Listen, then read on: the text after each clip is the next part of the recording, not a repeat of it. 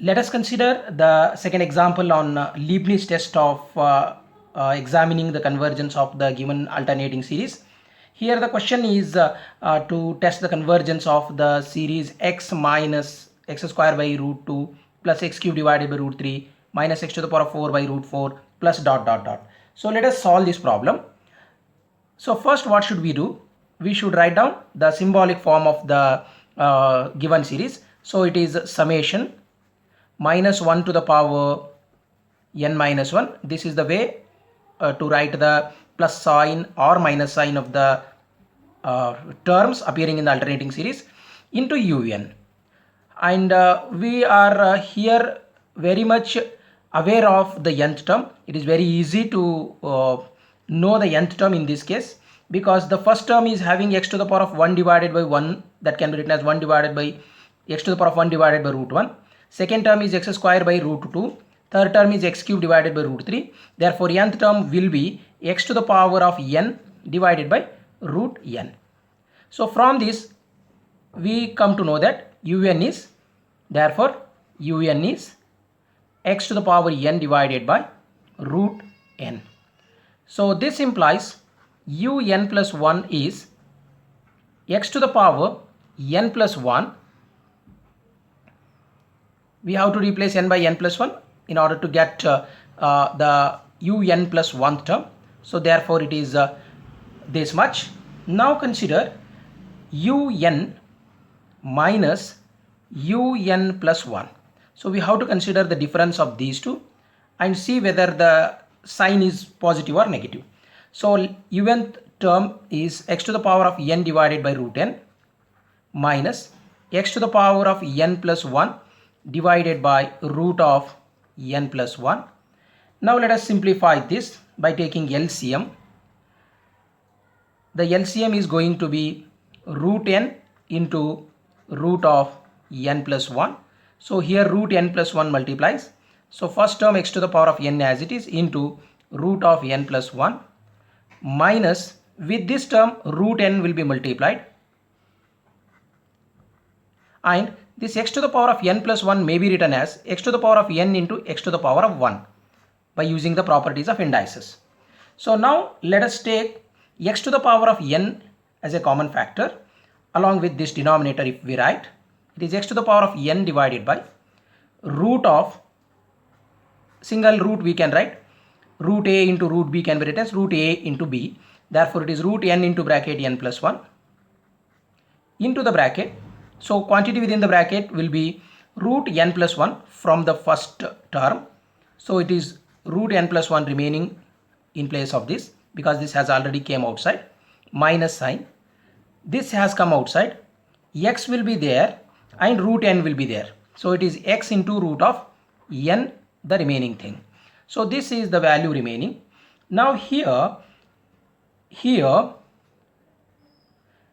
this is always positive because n is positive, and n plus 1 will be therefore positive, and x to the power of n is also positive. Now we have to look at what happens to this quantity, and in order to have this quantity to be positive, what should we have? Here root of n plus 1 minus x into root n is positive, that is this value will be positive only when x is in between minus 1 and plus 1. That is minus 1 is less than x is less than 1.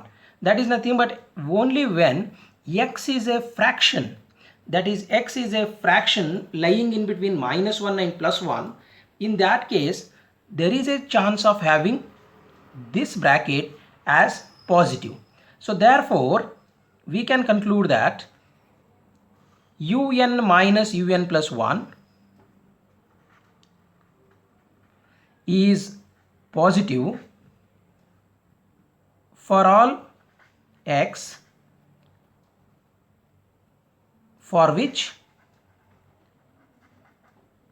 the inequality minus 1 less than x less than 1 is satisfied. That is, for the values of x which are in between -1 and +1, un minus un plus 1 will be positive.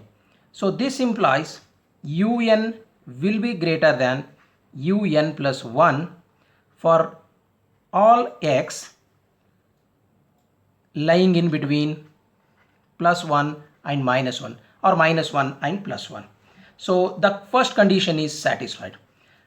For the values of x which satisfy this condition, that the values of x which are lying in between -1 and 1, the first condition of the Leibniz test is satisfied. And we shall check what happens to the limit of un as n tending towards infinity. So that is equal to limit n tending towards infinity of x to the power of n divided by root n. We are observing here, when we substitute n equal to infinity here, it will be x to the power of infinity divided by infinity. But the values of x we are considering are in between -1 and +1. So x is going to be a fraction. So the fraction to the power of very large number is again very small. Divided by infinity is going to be 0 if the value of x is in between -1 and +1 again. So for the values of x in between -1 and +1, the second condition of the Leibniz test is also satisfied. Therefore, from 192, from the Leibniz test, when we use the Leibniz test and look at equations 1 and 2, they imply that from the Leibniz test, from equations 1 and 2, it implies that the given alternating series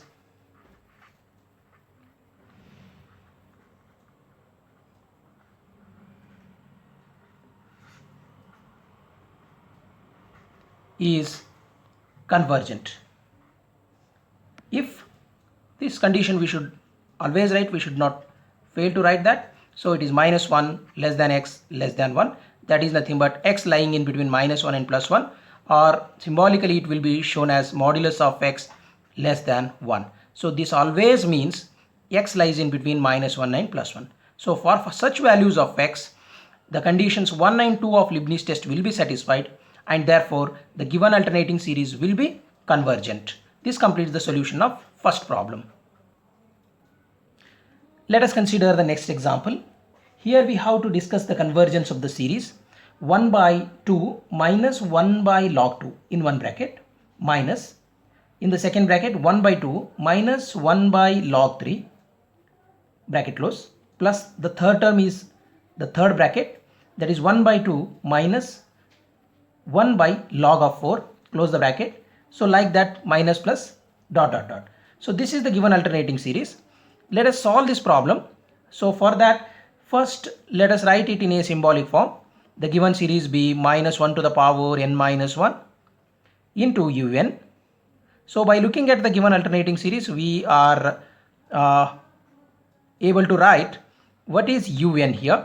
So the nth term can be written by looking at the terms.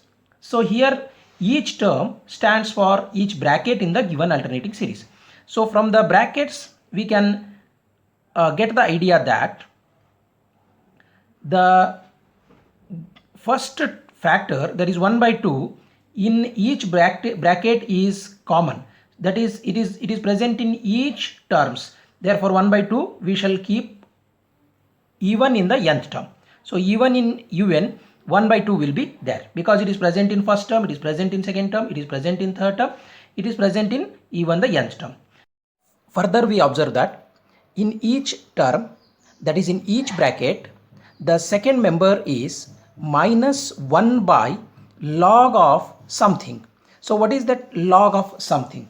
For the first term it is 1 by log of 2, that is 1 plus 1. For the second term it is 1 by log of 3, that is 2 plus 1. For the third term it is 1 by log of 4, that is 3 plus 4. For nth term it should be 1 by log of n plus 1. So this is how we have written the nth term un of the given alternating series. Therefore, we can write here that un is equal to 1 by 2 minus 1 by log of n plus 1, that is. So we have computed the value of un. Now better to check the second condition of Leibniz test directly, because this thing is going to give an oscillatory behavior of the given alternating series, because we are observing here that this factor is going to remain even after taking the limit. Therefore, the limit is going to be non-zero. That violates the second condition of Leibniz test. Therefore, we will directly move on to check the second condition, that is limit as n tending towards infinity of un, that is. So if we look at this limit, then what will be the result? So we are substituting un here, that is the first term is 1 by 2 minus 1 divided by log of n plus 1, the second term in the bracket. And now when we substitute the limit, 1 by 2 remains as it is because it is independent of n. So minus, it is 1 divided by log of infinity is infinity, and therefore 1 by infinity is going to be 0. Therefore the total value of the limit is going to be 1 by 2. That implies limit of the nth term of the series as n tending towards infinity is not equal to 0.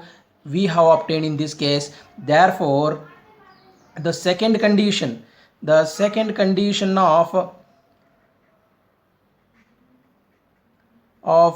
Leibniz test